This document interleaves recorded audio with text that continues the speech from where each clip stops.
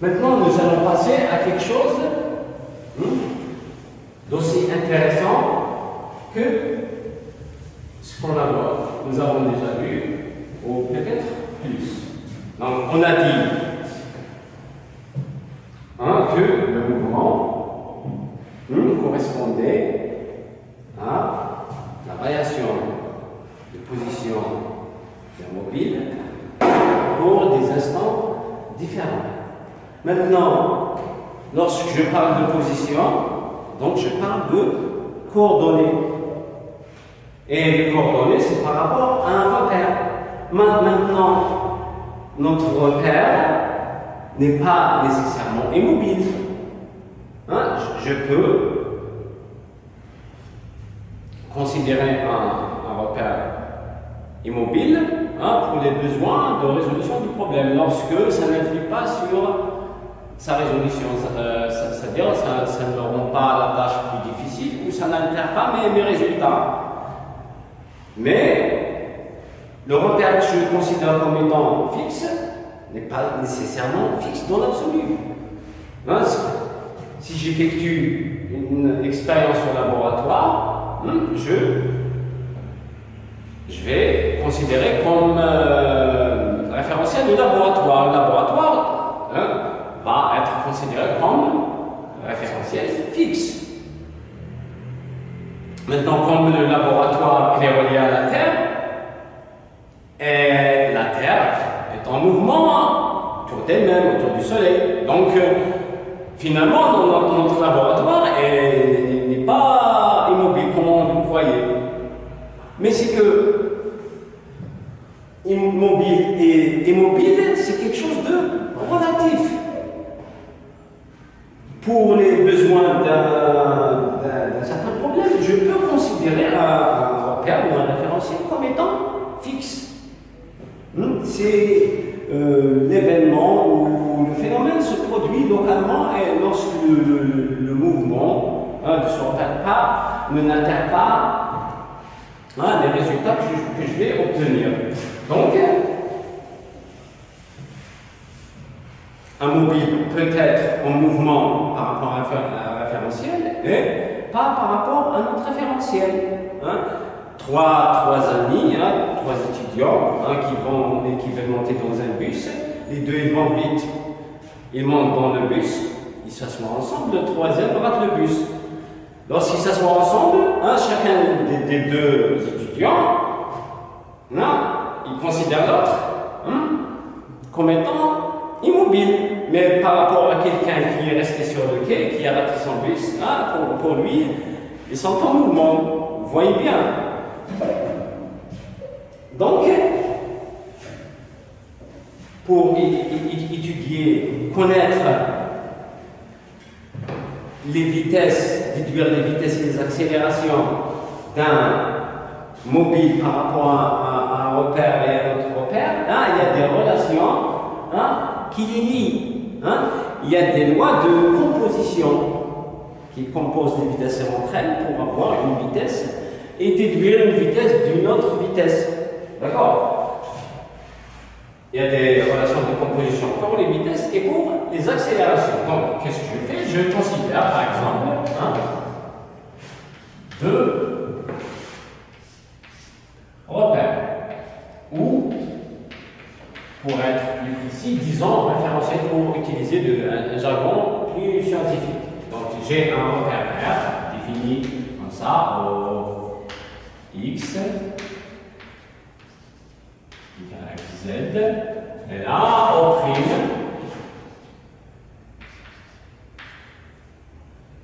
X prime, Y prime, Z prime. Maintenant, je peux considérer un mobile. Voilà notre mobile. Donc, ce mobile-là, il peut être caractérisé par un vecteur position par rapport à ce référentiel-là, ça s'appellera OM. Maintenant, comme ça aussi, c'est un référentiel, donc il sera caractérisé par un vecteur position aussi.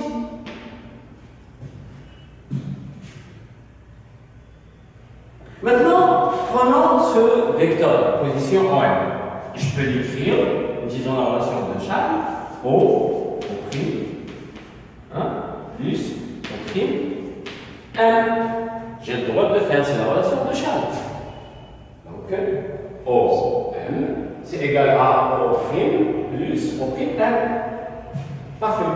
Donc, ce vecteur-là, il donne la position de M, du mobile, par rapport à ce référentiel. Ce vecteur-là, il donne la position de ce référentiel-là, regardez, O' par rapport à O.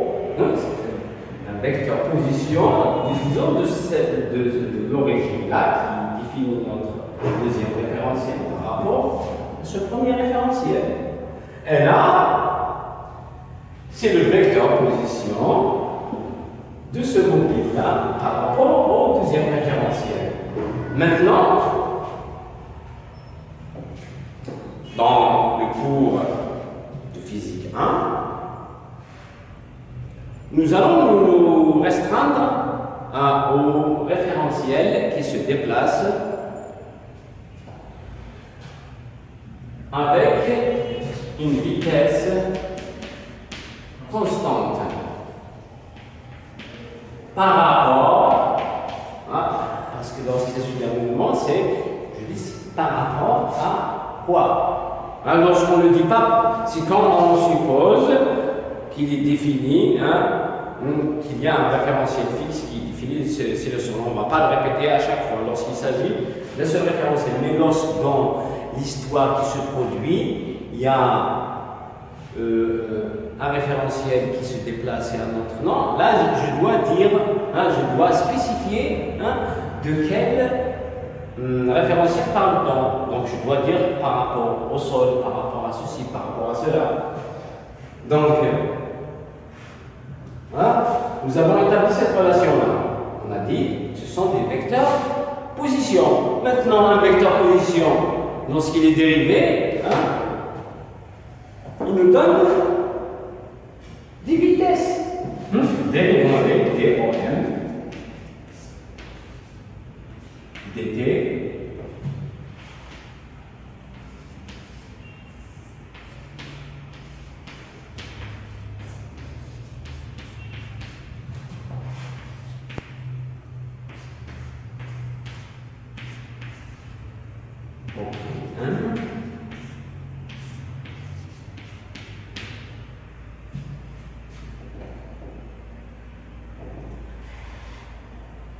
dOm sur dt, donc c'est la vitesse de mon m par rapport à O, qui sera égal, donc je dérive un vecteur position, je vais avoir un vecteur vitesse. Vitesse de quoi? De O' par rapport à O plus vitesse, puisque je dérive un vecteur position, de M par rapport à O'. Donc O et O', ce sont quoi? Les noms des origines de ces repères-là. Maintenant, puisque j'ai donné les noms à ces repères-là, je pourrais dire que cette vitesse-là, c'est la vitesse de M du mobile par rapport à R. R est défini par une origine qui est O. Donc, je vais écrire comme ça. V de M par rapport à R sera égal, donc R' est défini par une origine O'. R est défini par une origine O. Donc, cette vitesse-là, c'est la vitesse de quoi? C'est la vitesse de R' par rapport à R, plus vitesse de quoi? De M. Le mobile se trouve au point M. Comme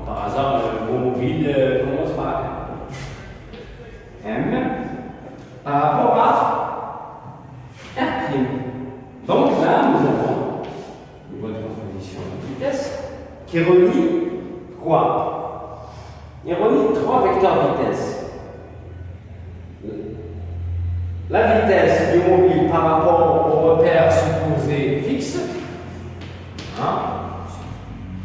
J'ai supposé ce référentiel au repère comme étant fixe. Et là, celui-là est en mouvement avec une vitesse constante.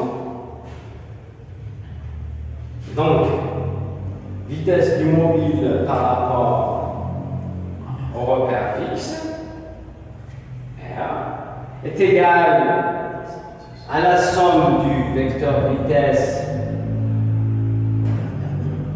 du référentiel mobile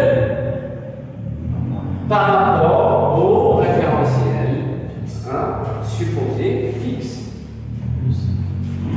et de la vitesse du mobile par rapport au référentiel supposé bien avec ce mobile se déplaçant avec cette vitesse constante. Parce que lorsque la vitesse n'est pas constante, et là, je parle d'un mouvement de translation. Ici, attention, c'est un mouvement de translation. Parce que lorsqu'il s'agit d'un mouvement de rotation, le travail va devenir, non, pour ne pas dire plus compliqué, disons moins facile. C'est moins démoralisant. Donc, lorsqu'il s'agit d'un mouvement de translation, donc lorsque j'ai un mouvement de translation et que j'ai un vecteur vitesse qui n'est pas constant, donc il y a nécessairement une accélération non-nulle. Et lorsque un référentiel non repère est accéléré, la physique devient différente et plus compliquée, disons moins facile. D'accord? De toute façon, nous n'allons pas traiter des histoires aussi compliquées en physique. D'accord? On commence toujours par les choses les plus simples. Avant de faire multiplication, on commence d'abord par faire des additions.